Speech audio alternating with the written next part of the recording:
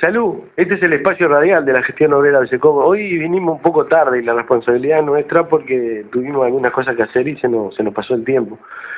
Le pedimos disculpas al compañero que había estado esperando, ¿no? Y se fue, seguro, todos pensaron que ya no veníamos, pero bueno, más vale tarde que nunca, más vale tarde que nunca. Hoy es sábado 21 de mayo del 2016. No, primero informar a los oyentes que el día martes estamos viajando allá a la frontera a traer el otro ómnibus 0 kilómetros. Es un tema interesante, ¿verdad? Digo, en medio de una crisis, nosotros continuamos apostando a invertir para mejorar una fuente de trabajo, ¿no? Esto es digno de ser destacado en función de la situación que viven todas las empresas en nuestro país, fundamentalmente las empresas pequeñas, ¿verdad?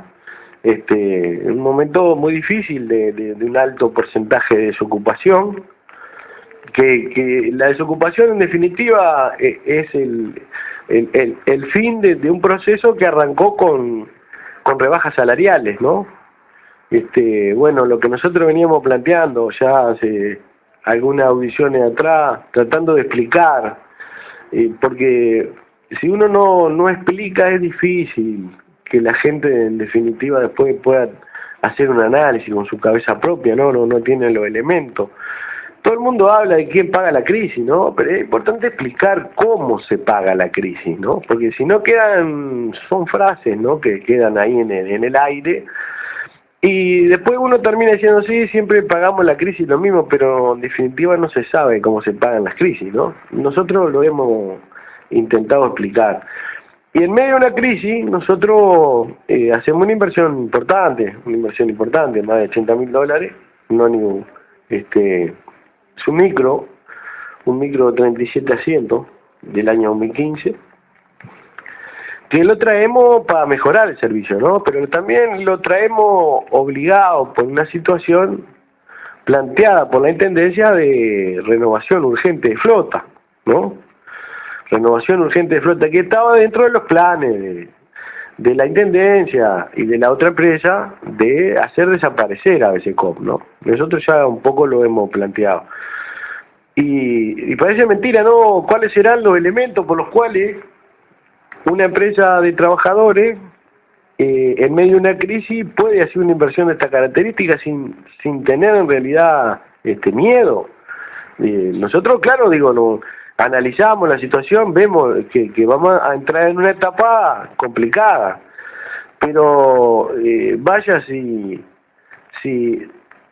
hay que ver qué es lo que realmente importa más, ¿no?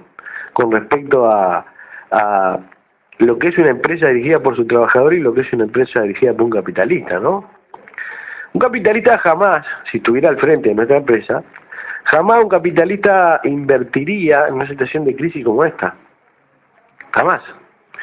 Probablemente ya habría recortado trabajadores, seguramente, como es la costumbre de las empresas privadas, ¿no? Donde se invierte capital para obtener 100% de ganancia.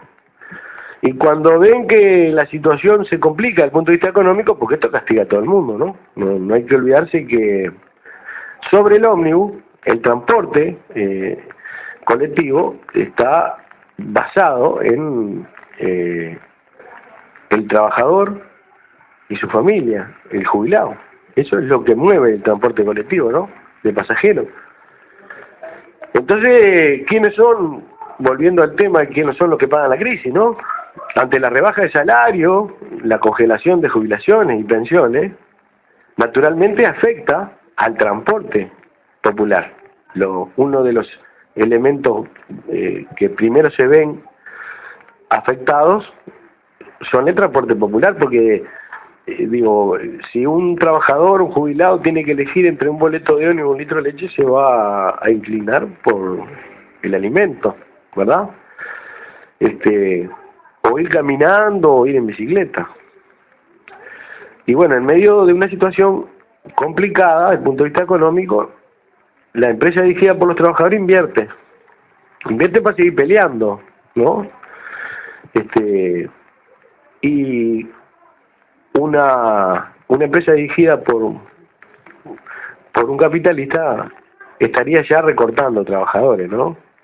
Sin lugar a dudas, ni pensar en la posibilidad de continuar invirtiendo. Ese tipo de economías son las que nosotros defendemos, las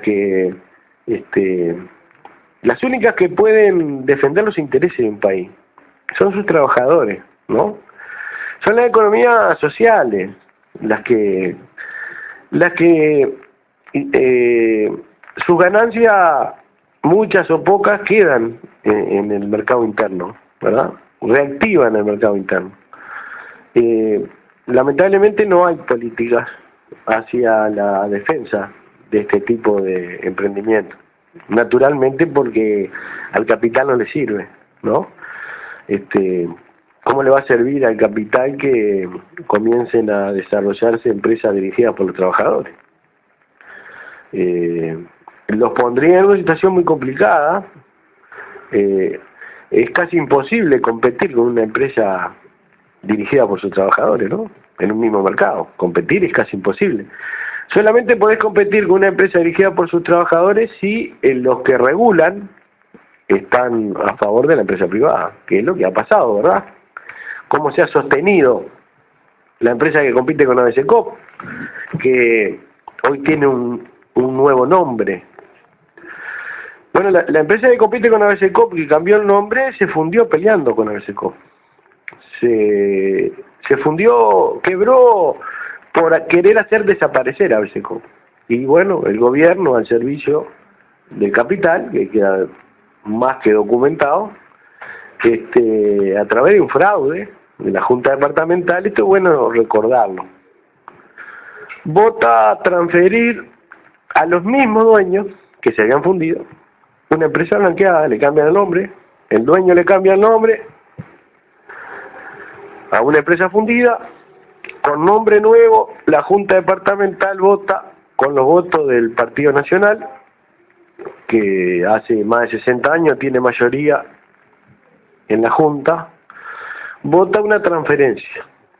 Todas las líneas, propiedad de la Intendencia, que tenía como concesión la empresa que quebró, se las devuelve a los mismos con otro nombre.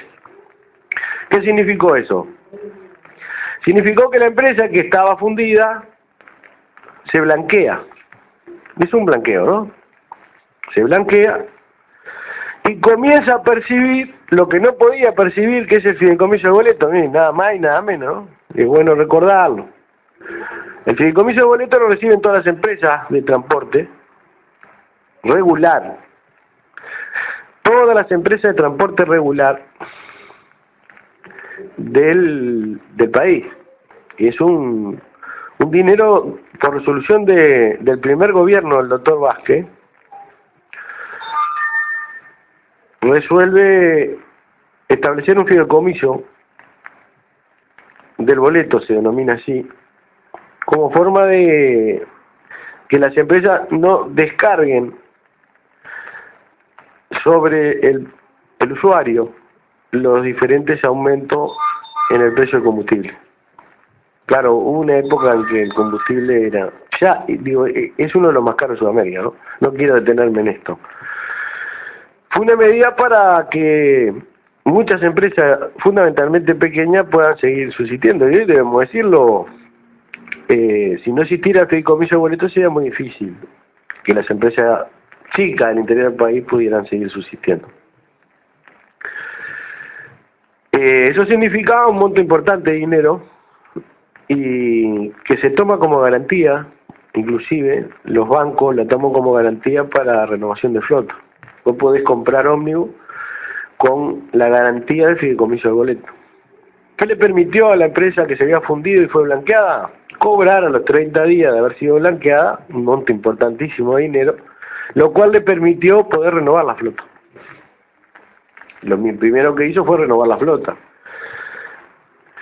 Entonces cuando la empresa que fue blanqueada renovó la flota, porque la intendencia a través de la junta departamental y el intendente también, el intendente de turno era el intendente Zimmer, que me acuerdo que dijo en un momento, bueno, al hombre le fue mal, hay que darle una mano.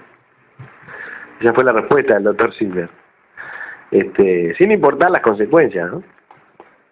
Y aconsejó a la junta departamental, a su partido, que votara.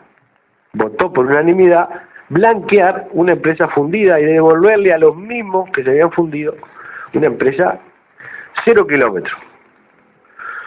El Estado uruguayo, a través del decreto del doctor Vázquez, le permite a la empresa blanqueada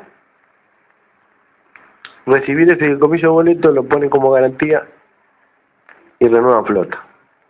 Cuando renueva flota la empresa blanqueada, la dirección de tránsito va por ABCCOP a exigir renovación de flota. Son las estrategias que utiliza el poder al servicio del capital. Entonces nos dio la Junta Departamental un plazo impresionante, 60 días para comprar 2 ómnibus 0 kilómetros. Era crónica de una muerte anunciada. Bueno, nosotros compramos los ómnibus. Compramos eso, compramos otro y después traemos otro ahora, el martes.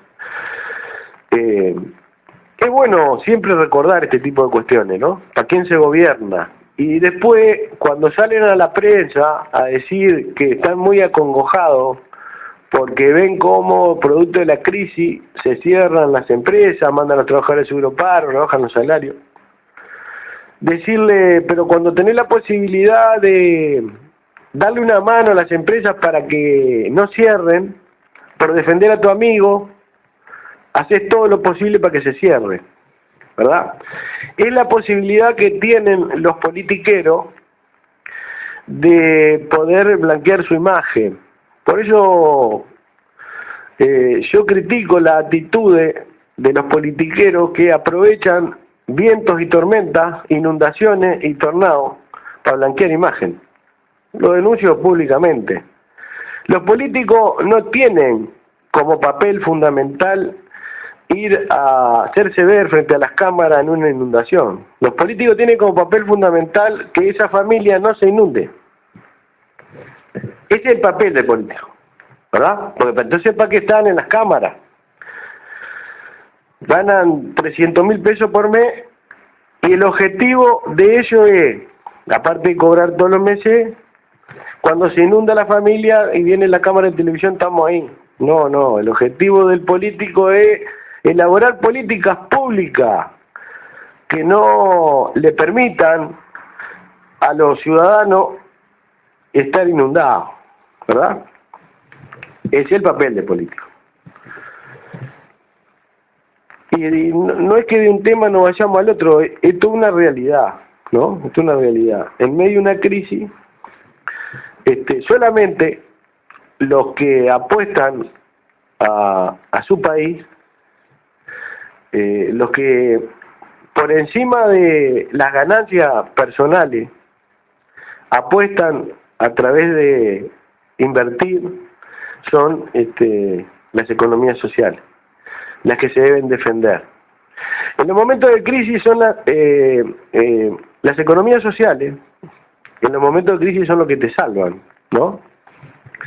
A veces uno dice no, pues critican y no tienen propuesta. Miren, si nosotros tuviéramos política desde el gobierno, desde el Estado, políticas de Estado, ¿no? De incentivar a todos aquellos trabajadores que, producto de que su empresario, el dueño de la empresa, no le sirve seguir invirtiendo porque no tiene las ganancias que él pretende tener, cierra. Si hubiera política de Estado de incentivar a los trabajadores a tomar esos centros de trabajo en sus manos, miles de puestos de trabajo se hubieran salvado. Pero no hay políticas. ¿Por qué no las hay? No las hay porque al capital no le sirve. No las hay porque eso significaría que se produzca una competencia de intereses entre las economías sociales y las economías capitalistas, que tienen como único objetivo el obtener ganancia, ¿verdad? Se diferencia la economía capitalista de la economía social, que la economía social tiene como único objetivo continuar manteniendo los puestos de trabajo para poder seguir ganando un jornal. O sea que los puestos de trabajo se van a defender hasta las últimas consecuencias, no así el que invierte para obtener ganancia. El que invierte para obtener ganancia no le importa los puestos de trabajo, le importa la ganancia. Entonces el tipo vende un poco menos de lo que estaba vendiendo y manda a todos los trabajadores de seguro paro y lo despide. Y levanta el capital y lo invierte en otro lado porque él no es el que produce. Entonces él no tiene que tener ningún oficio.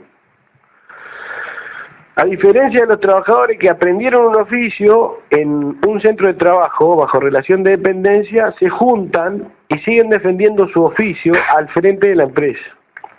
Y lo van a hacer hasta las últimas consecuencias. Y siguen manteniendo los puestos de trabajo. Y ese dinero que se genera se invierte, se gasta en el mercado interno, ¿verdad? Bueno, ¿por qué no se aplican este tipo de políticas? Porque al capital no le sirve, ¿verdad? Y acá nos podemos remontar un poquito, ¿no? ¿Qué pasaría en un país donde se aplicaran este tipo de políticas? El capital se levantaría contra el gobierno que intente defender las economías sociales. ¿En qué país de América Latina el capital se levanta, está levantado contra el gobierno? En Venezuela. Y últimamente Venezuela ha sido uno de los países donde más se opina, más se habla. Los medios de comunicación informan constantemente sobre la situación de Venezuela. Últimamente, el hombre que ha estado más en los medios de comunicación ha sido nuestro compatriota, ex canciller de la República, nombre del MPP, un abogado, Luis Almagro. Luis Almagro fue canciller de la República y terminado el gobierno de José Mujica, Almagro fue propuesto como secretario general de la Organización de Estados Americanos. Tal vez es bueno recordar de dónde sale la Organización de Estados Americanos porque seguramente hay mucha gente que no tiene ni idea. La Organización de Estados Americanos es una organización ideada por los Estados Unidos de Norteamérica para agrupar a todos aquellos países que cada vez que Estados Unidos lo necesite, tome medidas en defensa de ciertos intereses. Ejemplo, la década del 60, en Punta del Este, y exactamente el año no lo recuerdo, pero me animaría a decir que fue por el año 1965, fue expulsado de la Organización de Estados Americanos, después de su intervención en Punta del Este, el doctor Ernesto Guevara. Por decisión de los Estados Unidos de Norteamérica, el doctor Ernesto Guevara, en representación de Cuba, en la Organización de Estados Americanos, fue expulsado. Fue expulsada Cuba de la Organización de Estados Americanos. ¿Por qué? Porque en su intervención y en la política exterior de Cuba, Cuba denunciaba las políticas intervencionistas de los Estados Unidos de Norteamérica. La Organización de Estados Americanos es una organización al servicio de los Estados Unidos de Norteamérica. Nadie lo puede negar. En el mundo entero nadie lo puede negar, ¿verdad? Nosotros podemos decir que la Organización de Estados Americanos no era Almagro el secretario general. ¿Qué es el secretario general? Bueno, la primera figura de la organización. Cuando a Lugo lo rajan de Paraguay, no dijo absolutamente nada. Cuando Zelaya lo rajan de Honduras, no dijo absolutamente nada. Porque tanto a Lugo como a Zelaya se los rajaba por imposición de los Estados Unidos de Norteamérica, ¿verdad? Claro, no hay que ser muy inteligente. Cualquier presidente del mundo, que no defienda los intereses de Estados Unidos, se transforma en enemigo de Estados Unidos, ¿verdad? Acá no hay que ir ni a la escuela para darse cuenta de eso. Porque tenés que partir de una base. Si no partís de esa base, no se puede comprender, ¿verdad? Entonces, nosotros lo hemos repetido más de una vez, hay un dicho popular. Si vos querés algo de un vecino tuyo, cualquier cosa de un vecino tuyo, y ese vecino no te lo quiere dar, vos lo tenés que transformar en tu enemigo. Entonces, vos lo transformás en tu enemigo y lográs que el resto de los vecinos también lo transformen en enemigo. Le da manija y lo transformás. De tanta manija que da, dicen que una mentira se repite 1000 veces y se transforma en verdad. El genio de la propaganda nazi, Joseph Goebbels, decía que si vos repetís una mentira 1000 veces, se transforma en verdad. Está demostrado. Entonces vos repetís 1000 veces que tu vecino es una porquería, porque vos necesitas algo que él tiene y no te lo quiere dar. Todos los vecinos dicen es una porquería, no saben ni por qué, pero es una porquería. Entonces le sacás lo que vos querés del vecino y los demás aplauden, porque es una porquería. Bueno, Lugo era una porquería, Zelaya era una porquería, y todos los enemigos de Estados Unidos son porquería. Estamos hablando de Venezuela, no precisaba mucho análisis. Chávez era una porquería y se murió, y si hubiera dejado Chávez al portero del cine como su sucesor, también es una porquería. Porque a ellos no le importa ni Chávez ni Maduro, a ellos le importa el petróleo, ¿verdad? Entonces, la Organización de Estados Americanos al servicio de los Estados Unidos tiene que jugar un papel. Si está al servicio de los Estados Unidos, ¿qué puede decir Almagro? Si está en la Organización de Estados Americanos, tiene que responder a los intereses de Estados Unidos. Porque si no, no dura 24 horas como secretario general de la Organización de Estados Americanos. Si no se alcanza a comprender eso, bueno, está. No se comprende el resto de las cuestiones, ¿verdad?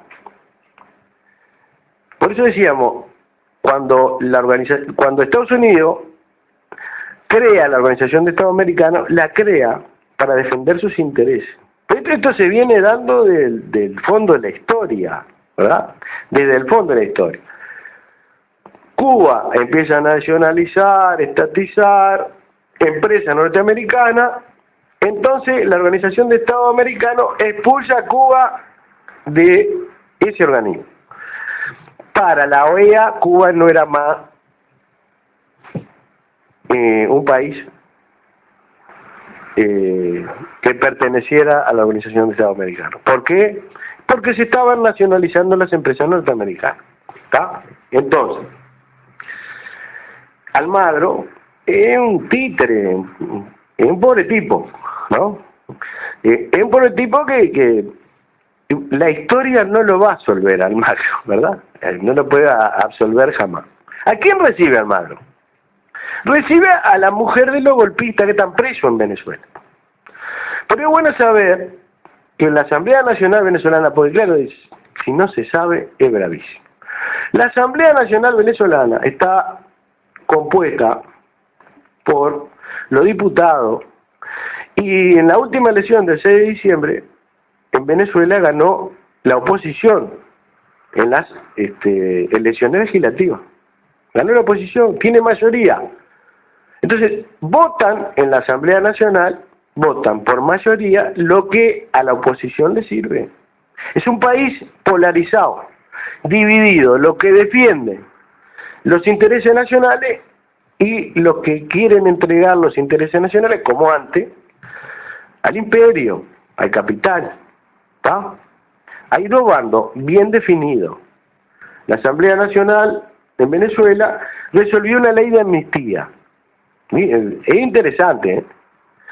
Una ley de amnistía que perdona todos los delitos que cometieron los que están presos.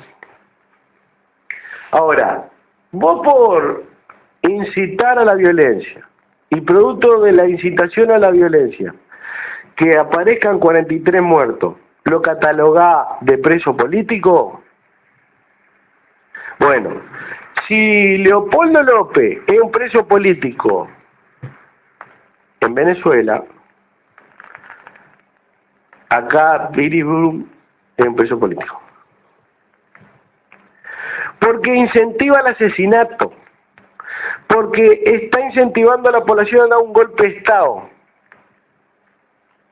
Digo, entonces, ¿qué hacen los Estados Unidos? Y los Estados Unidos tienen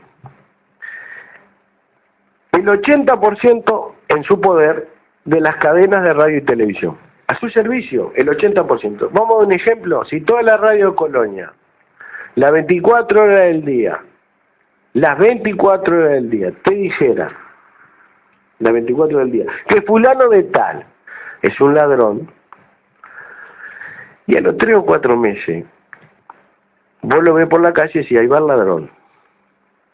¿Verdad? Eso es algo científicamente comprobado, ¿verdad? Los medios de comunicación ponen presidente, sacan presidente, te dicen lo que te tenés que poner, lo que tenés que comprar, cuándo tenés que ir a la playa, cuándo te tenés que poner sobre todo. Si ellos quisieran, con 40 grados daríamos todo sobre todo. Te trabajan la cabeza, te la taladran de tal forma los medios de comunicación que vos hacés lo que los medios de comunicación dicen. Los medios de comunicación al servicio del capital dicen que en Venezuela hay una dictadura. Entonces vos agarrás a 10 personas, 9 te dicen que en Venezuela hay una dictadura. Vos le preguntás, vos, ¿por qué hay en Venezuela una dictadura? Y yo qué sé. ¿No viste las imágenes, cómo se pelean? Cómo... Mirá las colas que hay, ¿no? Y el tipo dice que no va a entregar el poder. Seguro. ¿Ustedes saben qué pasó en Libia? ¿Qué está pasando en Siria? Lo mismo. Libia era uno de los países más prósperos de África. El nivel de vida más alto de cualquier país africano. Pero los medios de comunicación transformaron a Muammar Gaddafi en un dictador, en alguien que embriagaba a su pueblo. Y ya, se terminó. Y lo mataron a Gaddafi y el mundo entero aplaudió la muerte de un dictador que embriagaba a su pueblo. Eso es así, ¿verdad? Es así. Los medios de comunicación juegan ese papel al servicio. ¿Por qué los medios de comunicación? Porque los medios de comunicación tienen dueño. Claro, a veces uno ve una cantidad de periodistas de traje ahí, maquillado, bien peinado. Y vos decís, esta gente es independiente, informa lo que... No, esa gente informa lo que el patrón le dice que tiene que informar. Y eso es una de las cuestiones que hay que entender. Si el periodista contratado por el patrón no dice lo que el patrón le conviene que diga, lo deja sin trabajo, se terminó. ¿Qué le pasó a Víctor Hugo Morales en Argentina? Al gobierno no le servía que Víctor Hugo Morales siguiera denunciando a Macri, al Grupo Clarín. Entonces fue y le dijo a la radio, mire, nosotros tenemos tanta propaganda estatal. Bueno, tenemos tanta cantidad de dinero con Víctor Hugo y tenemos tanta cantidad de dinero sin Víctor Hugo. El patrón que hizo, cuando vio que sin Víctor Hugo eran 14.000 veces más, le dijo a Víctor Hugo que no fuera más. Y se terminó. Y así es en el mundo entero, ¿verdad? Así es en el mundo entero. ¿Qué pasa si la derecha venezolana gana en Venezuela? Pero antes de decir, ¿por qué hay cola en Venezuela? ¿Por qué hay cola en los supermercados de Venezuela? Claro, los medios de comunicación dicen que hay cola en los supermercados de Venezuela, culpa del gobierno. El gobierno no tiene el poder en Venezuela. El poder económico, los que distribuyen los alimentos en Venezuela, es el capital privado. Entonces, desabastecen los supermercados, no entregan a los supermercados los alimentos, no lo entregan, lo apretan. ¿Ah? Esto ya pasó en otros países. Cuando el poder económico quiere sacar un presidente, deja al pueblo sin comer, porque son ellos los dueños de los alimentos. Es tan sencillo como eso. En Venezuela hay una empresa que se llama Empresa Polar, que tiene el 80% de la distribución de los alimentos en toda Venezuela. Esa Empresa Polar es propiedad de un señor que se llama Mendoza de apellido, que es parte de la oposición venezolana. Y tiene como principal objetivo no llegar con los alimentos a los diferentes supermercados. Lo que produce son colas interminables. Y si a eso vos le agregás toda la información de los medios de prensa al servicio del capital, termina haciendo, si vos querés pasear por Venezuela, le preguntás a la gente, y la gente que no sabe lo que está pasando, termina responsabilizando al gobierno. Así se desestabiliza un gobierno. Así se desestabiliza. Bueno, la derecha venezolana, la oposición venezolana al servicio del capital, toma jóvenes, de cosas que hay que saber, jóvenes, adolescentes, 18, 20 años, y los invitan a Miami, todo pago, y los entrena militarmente, para formar grupos paramilitares. ¿Para qué? Para intervenir en las movilizaciones, para que las movilizaciones sean violentas. Y cuando las movilizaciones en Venezuela son violentas, generadas por la derecha, aparecen las cadenas de radio y televisión al servicio de los Estados Unidos de Norteamérica y dicen que los provocadores son los chavistas. Y nosotros miramos la televisión y le echamos la culpa a los chavistas. Así se maneja el mundo, eso es el poder, ¿verdad? Eso es el poder. Si la derecha venezolana triunfa, lo poquito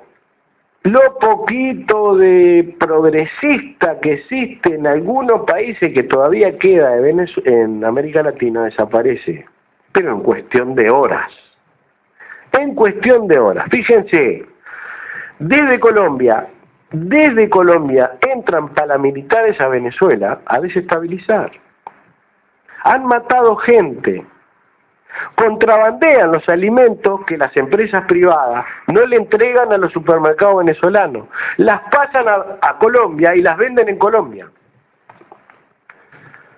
Venden la gasolina venezolana en Colombia, la contrabandean. Desabastecen y la llevan a Colombia y la venden a un precio muy superior. El poder económico lo tiene el capital.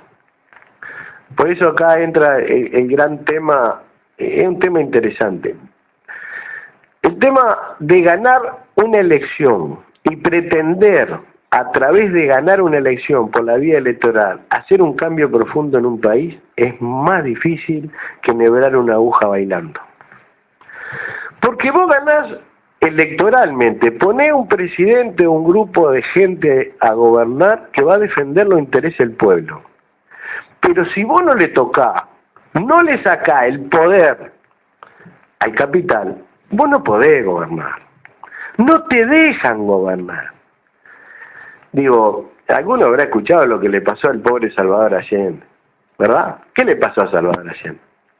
Cuando nacionalizó el cobre, se echó encima a los Estados Unidos. ¿Y qué hicieron los Estados Unidos? Compraron al gremio de camioneros. Los camioneros en huelga en el año 1972 en Chile ganaban más que trabajando.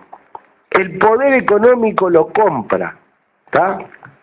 Bueno, algunos se estará preguntando si Almagro va a tener algún beneficio con esto. Miren, la verdad es que lo admiro a Almagro por los huevos que tiene. Hay que ser valiente para hoy poder confundir, pero en el futuro echarse el mundo entero encima. Claro que es por plata, dejémonos de joder. ¿Quién puede dudar que esto no es por plata? ¿Cómo se puede ser tan bestia? ¿Cómo se puede ser tan bestia? ¿O Almagro no sabe quiénes son los que desabastecen los supermercados. O Almagro no sabe el papel que juega el gobierno colombiano con los paramilitares. O Almagro no sabe quién es Leopoldo López, quién es Capriles. Claro que lo sabe bien. Pero él cuando aceptó ser secretario general, o no sabe Almagro qué es la OEA. ¿Hay algún frente amplista de años de la izquierda real que no sepa qué es la OEA y acepte como hombre de izquierda ser secretario general de la OEA sin saber el papel que tiene que jugar? Vamos, no sea malo, no sea malo. Claro, Maduro dijo que un hombre de la CIA. Y yo digo, tal vez la CIA nunca lo alistó, pero no precisa. No precisa alistarlo. Porque el papel que está jugando, desde el lugar donde está, para la opinión pública internacional, que no sabe una mierda lo que es la OEA, porque la opinión pública internacional cree que la OEA es un organismo independiente en defensa de los intereses de los países latinoamericanos. Eso es lo que piensa. La OEA es una cueva de malandro al servicio del capital financiero internacional y naturalmente tiene como primer objetivo voltear ahora al gobierno venezolano, después rajar al gobierno boliviano, después terminar con el gobierno ecuatoriano. Quédense tranquilos, porque así ha sido la OEA desde su fundación.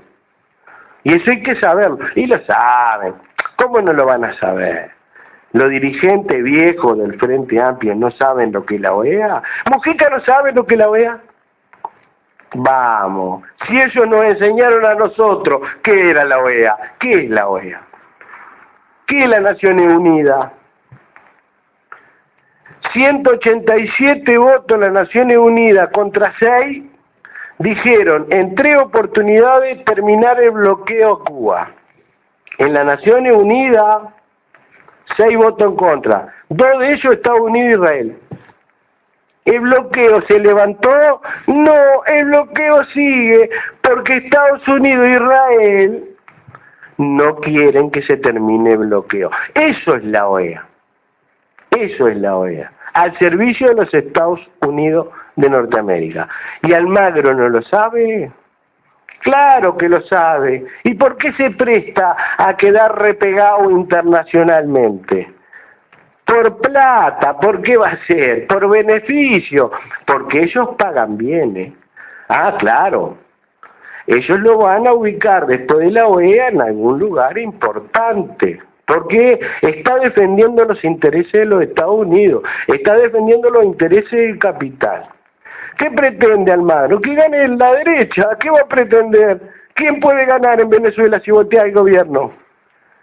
Y después, Almagro no sabe si gana la derecha, ¿qué puede pasar en Venezuela? Pregunto, ¿Almagro creerá que Macri es de izquierda?